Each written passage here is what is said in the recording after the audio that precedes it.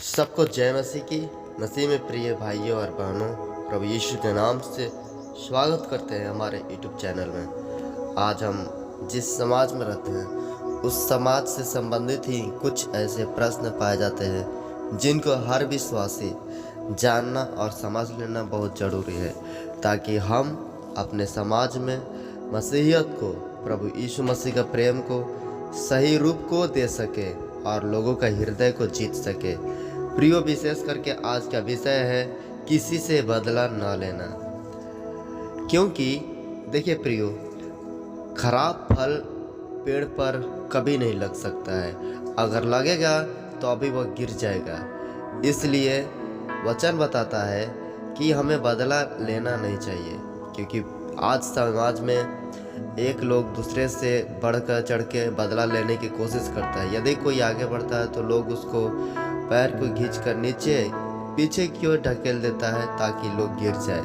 परंतु हम और आप प्रभु को जो लोग हैं, परमेश्वर का वचन ऐसा है कि हमें बदला लेना नहीं चाहिए, क्योंकि हमारा बदला लेना तो परमेश्वर का काम है। इस प्रकार का प्रभु यीशु का वचन कहता है।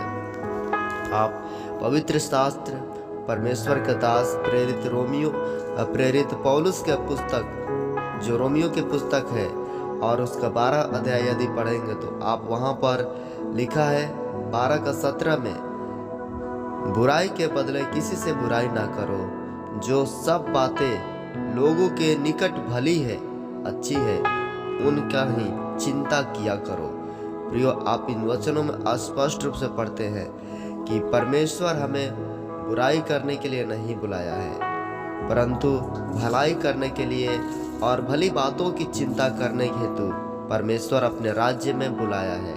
इसलिए प्रियो, हमें परमेश्वर के वचनों के अनुसार अपने जीवन को, अपने व्यवहार को, अपने आदत को मोड़ लेना बहुत ही जरूरी है, जिससे स्वर्गीय पिता की महिमा हो सके।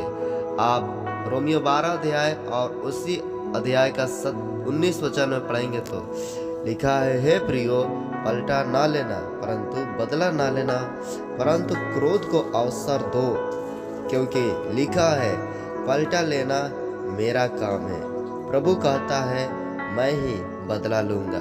प्रियो, आज जो समाज में कभी कोई गलती करता है तो हम लोग उसे सुधारने की कोशिश करते हैं, परंतु परमेश्वर के वचन में लिखा है कि परमेश्वर ही है जो बदला लेने के लिए सामर्थी है, और परमेश्वर बदला हर मनुष्य से लेता है। इसलिए आप प्रभु का समय को इंतजार करें। यदि कोई आपके ऊपर किसी तरह का कोई गलत काम करता है तो परमेश्वर जरूर हर बातों को बदला लेगा, क्योंकि वचन ही इस प्रकार बताता है कि बदला ना लेना, बदला लेना परमेश्वर का कार्य है। उस परमेश्वर को नाम को महिमा हो। प्रियो, आप एक और वचन पढ़ सकते हैं। इसी अध्याय का 21 वचन में लिखा है, प्रेरित पौलुस कहते हैं, बुराई से न हारो, परंतु भलाई से बुराई को जीत लो। यह मसीहियत का सिद्धांत है कि मसीही लोग कभी भी किसी अन्य धर्म का, किसी अन्य जाति का, किसी अन्य समाज के लोगों को बुराई नहीं करते, परंतु उनके गांव की बुराई को दूर करते हैं और परमेश्वर की भलाई को उस गांव में डालते हैं, जिससे लोग जीते जाते हैं। और जरूर मसीहियों के ऊपर कई प्रकार के आरोप और बुराई को किया तो जाता है, परंतु मसीही लोग बुराई से उनको हराते हैं और भलाई से जीत लेते हैं, क्योंकि मसीहियों के हृदय में बुराई नहीं है परंतु भलाई है। इस कारण वे भलाई से अपने दुश्मनों को जीत पा सकते हैं। प्रियो, आप जब नीति वचन के पुस्तकों में पढ़ेंगे, परमेश्वर का वचन बुराई के बारे में और क्या कहता है, आप हमारे साथ खोलिए नीति वचन, उसका 20 अध्याय का 22 वचन। स्पष्ट रूप से वचन बताता है, मत कह कि मैं बुराई के बदला ही बुराई करूंगा, मैं बुराई का बदला लूंगा, वरन यहोवा की बाट जो होता है वह तुझको छुड़ाएगा। प्रियो, जब आपके जीवन में कोई धोखा का काम होता है या किसी अन्य फ्रॉड जैसी कामें होता है तो आप उसे बदला लेने की स्पष्ट रूप से कोशिश ना करें, क्योंकि परमेश्वर कहता है मैं उसको छुड़ाऊंगा। आपको परमेश्वर छुड़ाएगा जब आप परमेश्वर का बाट जाएंगे, प्रार्थना में और बने रहेंगे, वचन में बने रहेंगे। कई बार ऐसा होता है, यात्रा करते समय कंडक्टर लोग 10 रुपये ज़्यादा ले लेता है, 5 रुपये ज़्यादा ले लेता है, तो हमें ज़रूर उसका विरोध नहीं करना चाहिए और ना ही उससे लड़ना चाहिए, क्योंकि हम सब जानते हैं कि वो लोग अपने जान को जोखिम में डालकर हम लोग को सुविधा को स्पष्ट रूप से कराता है और हमारी जहाँ जाना आना रहता है यातायात को पूरी करता है। जरूर कभी कभी वो लोग जानबूझ के ही 10 रुपये काट लेता है, जिससे गाड़ी का खर्चा, तेल और उसका दिन भर का मजदूरी को निकल सके। इसलिए जब छोटी छोटी बातें सामना करते हैं आप लोग, तो उसमें भलाई को कोशिश कीजिए खोजने के लिए, जिससे आप बुराई से बच सकते हैं। इसलिए कि उन कामों का महत्व समझे, इसलिए हम इन सारे बातों को बताने के लिए कोशिश कर रहे हैं। प्रियो, जब आप नीति वचन 24 अध्याय पढ़ेंगे और उसका 1 वचन लिखा है,